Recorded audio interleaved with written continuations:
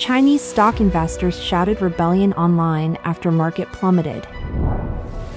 Online video of a bus exploding into a skeleton in Beijing with unknown casualties. 72 Wonders Tower, a $1 billion investment, collapsed during a Gala recording, injuring 22.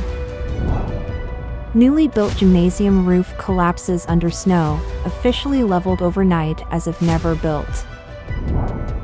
Evergrande Liquidation, how to ensure delivery of over 10 million unfinished properties. IMF warns of 50% plunge in China's new home demand over next decade. It's all covered in today's China Truths. Chinese stock investors shouted rebellion online after market plummeted. On February 2nd, the stock market experienced a significant downturn, leaving many investors bankrupt and by jumping off buildings. Without an outlet for their despair, a flood of investors turned to the Weibo page of the U.S. Embassy in China to air their grievances and call for U.S. intervention in the faltering Chinese stock market. The situation deteriorated from there. After the U.S. Embassy posted on January 2nd to condemn the human rights abuses committed by the Myanmar military government, a post that attracted huge comments from Chinese investors, the embassy's Weibo page then shared another article on giraffe conservation. This post, which attracted comments from nearly 120,000 netizens and garnered 550,000 likes, once again inadvertently turned the comment section into a focal point for dissenters, instilling fear within the Chinese Communist Party. This episode has been dubbed the giraffe incident by the media. More investors vented their emotions online, with one remarking, "We Chinese investors are the most unfortunate in the world." Some even publicly cursed the CCP system and shouted rebellion. Many people also denounced the evil of the CCP and even asked the United States to send troops to eliminate the cancer on the earth and claimed to lead the way for the U.S. military.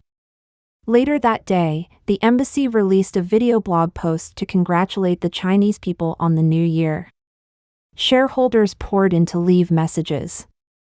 Weibo administrators were unable to delete the embassy blog posts, so they started a post-deletion war with stock investors, constantly deleting harsh messages. However, the speed at which administrators delete posts obviously cannot keep up with the speed at which investors post posts. The reporter checked the page and found that there were still rebellious remarks.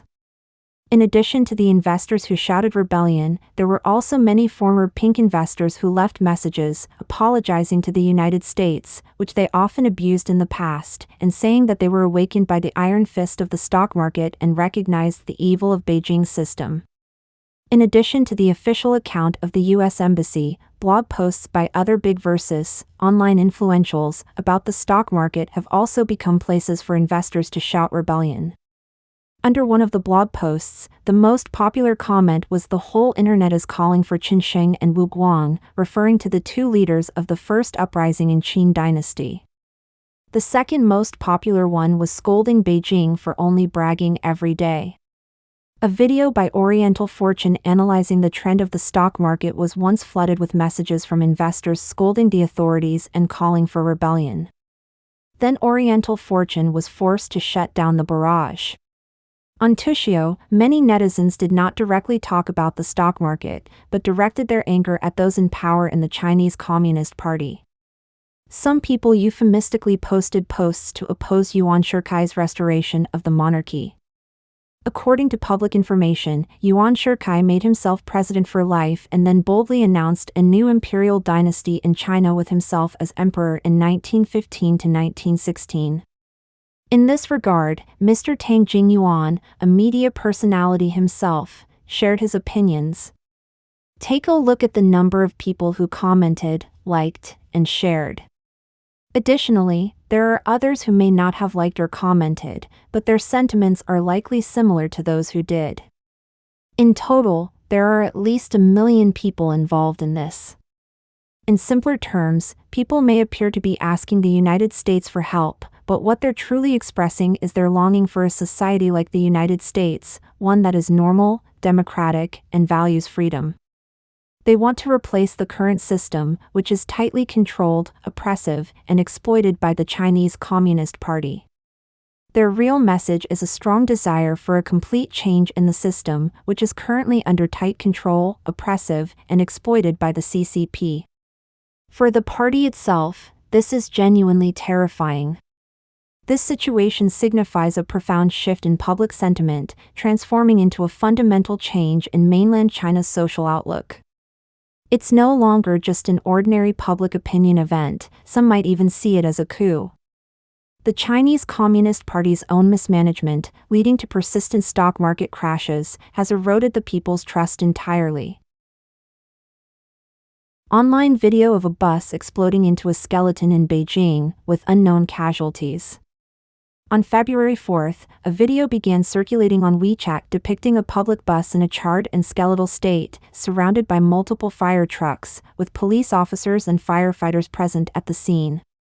At that time, the extent of casualties was unclear, and there were no visible flames on the bus. A passing private vehicle captured a related video, where a police officer could be seen gesturing for people not to film. The video also mentioned that the previous evening, a public bus had exploded on the Guangxi Road section outside Beijing's 4th Ring Road. The Epoch Times reporter contacted the Beijing Public Transport Group's hotline but was informed that they had no information about the incident and suggested following official public bus accounts on WeChat and Weibo for updates. The reporter also attempted to reach the Beijing Emergency Medical Center by dialing 120 but was unsuccessful despite multiple attempts. A resident of Beijing, Mr. Zhang, informed the Epoch Times that the bus was severely damaged, and it is likely that there were fatalities. Mr. Zhang expressed that the authorities are unlikely to report on it immediately, especially with the Lunar New Year approaching this Saturday. Special police teams, rather than security guards, have started appearing on Beijing's streets. He noted that in January, there was a train derailment, and now in February, a public bus has exploded, indicating a lack of peace in Beijing. Similarly, on February 12, 2022, a Route 232 public bus suddenly exploded while in motion in Huanggu District, Shenyang City, Liaoning Province, resulting in at least 1 fatality, 2 serious injuries, and 40 minor injuries. Some internet users suggested the implementation of security checks at every bus stop. This approach could enhance safety, address employment issues, and stimulate infrastructure development. 72 Wonders Tower, a $1 billion investment, collapsed during a Gala recording, injuring 22. In the context of the upcoming Chinese Lunar New Year, a series of tragic accidents have occurred on the Chinese mainland. According to a Beijing news report, on February 3 at 9 p.m., the steel structure roof of the 72 Wonders Tower scenic area in Yongding District, Zhangjiajie, suddenly collapsed during a performance witnessed by a large audience. Online videos depict a scene of chaos at the accident site. The roof caved in, crushing tables and chairs in the seating area, and was covered in thick white snow. Amidst the turmoil, some desperately searched for trapped loved ones, while others tried to lift the collapsed roof to rescue the injured. Several people sustained injuries and received assistance in leaving the scene. A tourist from Guangdong recalled that the incident occurred right after a performance called Corpse Exhuming. The entire canopy collapsed, and wooden structures from an adjacent corner building also crumbled. She was in shock, and they were told to run quickly. She reported that 4 or 5 tourists were transported to the hospital, with injuries appearing severe. One child had forehead injuries, a critical condition, and underwent a craniotomy. When they were brought out, they were already somewhat unconscious. It is likely that the performers also sustained severe injuries as they were carried down from the stage. Local authorities issued an official statement on February 4 attributing the roof collapse to heavy snow and freezing rain. Currently, 5 individuals have been admitted for treatment, with 1 in serious condition and the others having minor injuries, non-life-threatening. Additionally, 17 people are under observation at the hospital. Public information indicates that the 72 Wonders Tower began trial operations in March 2023. The project had a total investment of 1 billion yuan, approximately 139 million US dollars, covering an area of 130 mu, approximately 8.671 square kilometers. The scenic area also boasts the world's tallest stilted building, certified by Guinness World Records at a height of 109.9 meters. Some netizens commented on social media sarcastically, calling it a beautiful and tofu-dreg project. In recent days, mainland China's heavy snow and freezing rain have not only raised concerns about the construction quality of Zhangjiji's 72 Wonders Tower but also led to the collapse of a canteen at Hubei Yingxi University on February 4. Newly built gymnasium roof collapses under snow, officially leveled overnight as if never built. Another tofu-dreg collapse. In Hunan Province, the roof of a sports stadium in Xinyang City collapsed due to heavy snowfall on the morning of February 3. Local residents reported that they heard a noise far louder than fireworks, only to discover the collapse early in the morning. Fortunately, there were no casualties on site. The building, part of the Blue-Black Sports Park in the Yangshannu district, which had been under construction for about 3 months, was not near completion. The Xinyang Yangshannu District Emergency Management Bureau attributed the collapse to the burden of the snow, noting that while immediate repair efforts are hindered by the ongoing snow, steps will eventually be taken to strengthen the gymnasium's structure. In a surprising turn of events, rather than undertaking repairs, authorities opted to level the site with excavators overnight, effectively erasing any trace of the previously under construction stadium. This drastic measure has led to further astonishment, with some remarking on the surreal erasure of the project as if turning back the clock. Evergrande Liquidation: How to ensure delivery of over 10 million unfinished properties. Following more than 2 years of defaults, restructurings, and various debt dilemmas, Evergrande was finally handed a liquidation order by the Hong Kong High Court on January 29. This order means Evergrande must halt its operations, while a liquidator evaluates and liquidates its assets to pay off debts as per the legal hierarchy. Post-liquidation, the corporation will be dissolved. The concern is whether this liquidation directive could exacerbate financial strains on Evergrande's subsidiaries and incite fear among the creditors of the manufacturers linked to Evergrande, potentially slowing down the process of delivering homes. To date, Evergrande's legacy includes more than 1,300 unfinished property projects scattered throughout China, affecting 1.62 million housing units and millions of individuals. Independent analyst Kai Shinkwin noted, for the hundreds of thousands of homebuyers who are left without their purchased homes, many of whom finance these purchases through loans, the question remains on how they will repay these loans and how the banks will recover the debts. This situation could escalate into significant societal unrest. Evergrande CEO, Su Jiayin, has expressed commitment to pushing forward with the delivery of homes while safeguarding the legal rights of both domestic and international creditors. Meanwhile, state media, citing experts, have sought to calm anxious homebuyers by asserting their legal priority rights, suggesting that despite Evergrande's financial struggles, the sky won't fall, and there remains a possibility for the completion and handover of properties. However, this announcement has been criticized by Associate Professor Fong Chongyi from the University of Technology, Sydney. He has critiqued this as a superficial effort to prevent panic, suggesting that the rhetoric encourages continued purchases and helps offload these properties, ultimately thoroughly exploiting the people. Distressed owners of Evergrande's incomplete projects have voiced their frustration over the lack of progress in the company's commitment to finish and hand over properties. A BBC report highlights the story of Mr. Guo, who in early 2021 paid 820,000 yuan, about 114,000 US dollars, for an apartment in a Phase 2 project by Evergrande in Hunan Province. Just a few months later, construction halted after only the skeletal frame was erected, leaving the project in limbo amidst Evergrande's financial turmoil. A manager from another real estate company in mainland China explained that fulfilling the promise to deliver homes hinges on financial support and guarantees from both the Ministry of Housing and Urban-Rural Development and financial regulatory bodies. Given the state of the industry, the desire to proceed is there, but the means are lacking.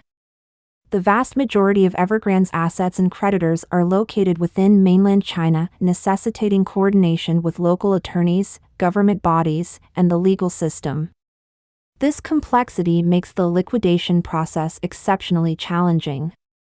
Professor Chiu Jianrong of National Central University in Taiwan notes that if mainland courts accept the Hong Kong ruling and begin liquidating Evergrande's debts domestically, the repercussions could widen dramatically. Not only could other real estate firms be affected, creating a ripple effect, but also suppliers from construction materials to furniture could find themselves in a bind, eager to recover debts or hesitant to further invest in completing buildings.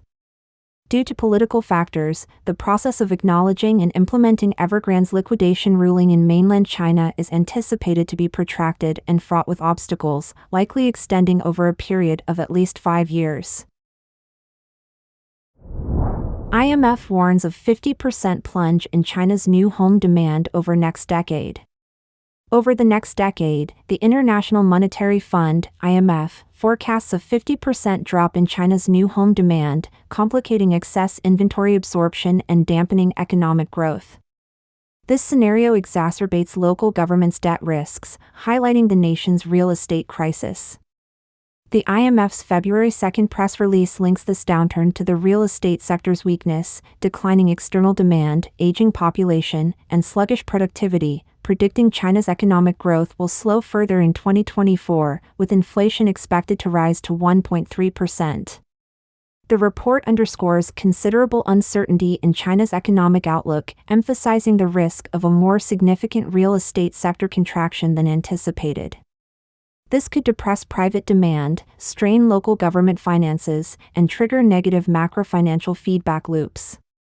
IMF estimates show a dramatic fall in new housing starts and real estate investment post-COVID-19, with a 35% to 55% reduction in new housing demand over the next decade due to fewer new urban households and a backlog of unfinished or vacant properties. This reflects structural challenges in China's housing market, where aging demographics and slower urbanization diminish future new home demand, straining the economy. Land sales, a crucial revenue source for local governments, further heighten fiscal and debt pressures as the real estate market adjusts.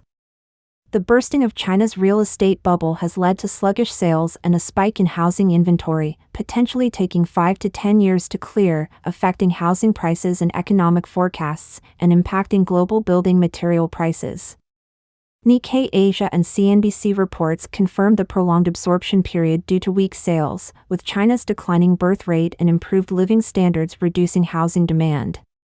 This, coupled with a shrinking population and urbanization slowdown, forecasts a challenging period ahead for new home absorption, increasing inventory, vacancy rates, and the prevalence of unfinished projects. Let us know your thoughts on today's topic by leaving a comment below. If you found this video helpful, please share it with a friend. It inspires us to continue creating more quality and reliable content. Don't forget to like and subscribe for more interesting insights from China Truths. Thanks for tuning in.